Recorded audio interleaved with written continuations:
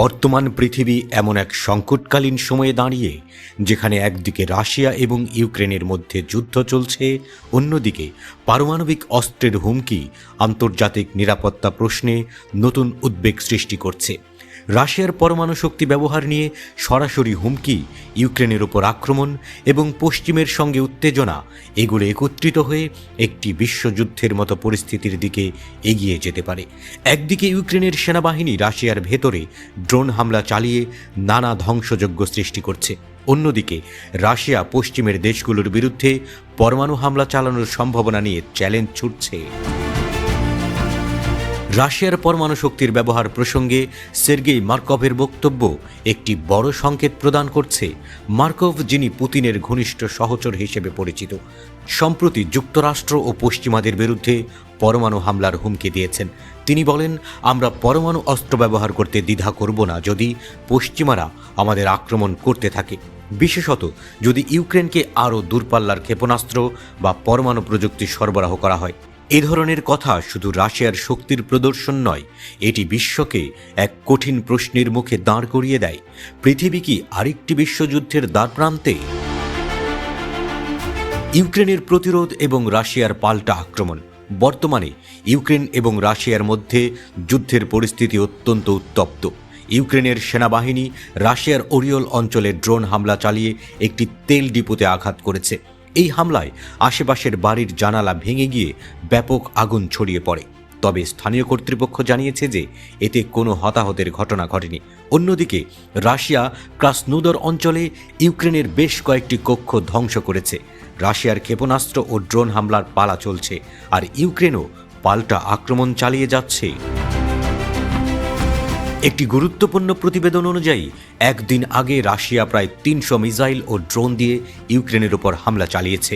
ইউক্রেনের president Volodymyr Zelensky একে সবচেয়ে ভারী বোমা হামলা হিসেবে অভিহিত করেছেন। এই ধরনের হামলাগুলোর পরিপ্রেক্ষিতে ইউক্রেনের সেনাবাহিনী ১৩২টি রাশিয়ান ড্রোনের মধ্যে ৫৮টি গুলি করে ভূপাতিত করেছে। কৌশলগতভাবে ইউক্রেন তার প্রতিরক্ষা ব্যবস্থা আরও উন্নত করছে, যাতে রাশিয়ার হামলা প্রতিরোধ করা যায়।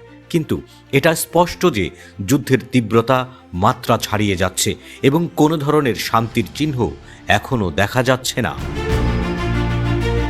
পশ্চিমের প্রতিক্রিয়া এবং পারমাণবিক উত্তেজনা।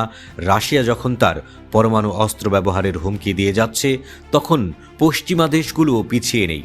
ইউক্রেনের প্রতি তাদের সমর্থন অব্যাহত রেখে যুক্তরাষ্ট্র এবং অন্যান্য ন্যাটো সদস্য দেশগুলো তাদের সামরিক সহায়তা বাড়িয়েছে, বিশেষ করে যুক্তরাষ্ট্র, যেটি ইউক্রেনকে অত্যাধুনিক ক্ষেপণাস্ত্র ও ড্রোন সরবরাহ করেছে। তা রাশিয়ার ক্ষোভ আরও বাড়িয়ে তুলেছে। ইউক্রেনকে এই ধরনের সরঞ্জাম দেওয়ার ফলে রাশিয়া স্পষ্টভাবে পশ্চিমকে প্রতিপক্ষ হিসেবে চিহ্নিত করেছে এবং নিজের পরমাণু অস্ত্রের হুমকি দিয়ে উত্তেজনা আরও তীব্র করেছে।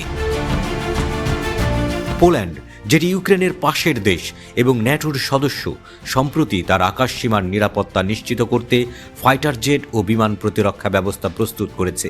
এটি মূলত রাশিয়ার আক্রমণ প্রতিরোধে পাশাপাশি ইউক্রেনের প্রতি সহায়তা প্রদানের জন্য।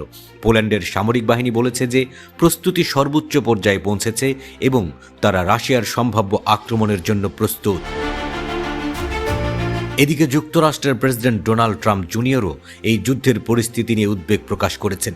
তিনি বলেন, বাইডেন প্রশাসন তৃতীয় বিশ্বযুদ্ধের পরিস্থিতি তৈরি করতে চাচ্ছে। ট্রাম্পের মতে, যদি এই সংঘাত বাড়তে থাকে তবে তা মানব জাতির জন্য এক বিপদ হয়ে দাঁড়াবে, যা কূটনৈতিক আলোচনার মাধ্যমে সমাধান করা প্রয়োজন। ট্রাম্পের মত, কূটনৈতিক আলোচনার মাধ্যমেই যুদ্ধের সমাপ্তি হওয়া উচিত, না হলে পরিস্থিতি হাতের বাইরে চলে যেতে পারে। এই পরিস্থিতি এক বড় প্রশ্নের জন্ম দিয়েছে। রাশিয়া পরমাণু হামলা চালাবে? আজকের দিনে পরমাণু অস্ত্রের ব্যবহার একটি অস্তিত্বগত সংকট তৈরি করতে পারে, যা বিশ্বের জন্য দুর্ভাগ্যজনক ফলাফল বয়ে আনবে। তবে রাশিয়ার এই ধরনের হুমকি শুধুমাত্র যুদ্ধের কৌশল হতে পারে। রাশিয়া হয়তো বোঝাতে চায় যে যদি তারা যুদ্ধে জয় পেতে না পারে, তবে পরমাণু অস্ত্রের ব্যবহার তার জন্য একটি বিকল্প হতে পারে। তবে বিশ্বের সামনে এক গভীর সংকট দাঁড়িয়ে আছে। যুদ্ধের উত্তেজনা, পরমাণু শক্তির হুমকি এবং সেই সঙ্গে আন্তর্জাতিক সম্পর্কের নাজুক অবস্থা। প্রশ্ন উঠছে, এই যুদ্ধ কি শেষ হবে, কিংবা এটি একটি বৃহত্তর বিশ্বযুদ্ধের দিকে পরিণত হবে? সম্ভবত এর উত্তর একমাত্র সময়ই জানবে। তবে একটি কথা স্পষ্ট, বিশ্বে শান্তির জন্য যে চেষ্টাগুলি চলছে তা যদি অমীমাংসিত থাকে, তবে আমাদের সামনে যে ভবিষ্যৎ অপেক্ষা করছে তা এক ভয়ঙ্কর আশঙ্কা সৃষ্টি করতে পারে।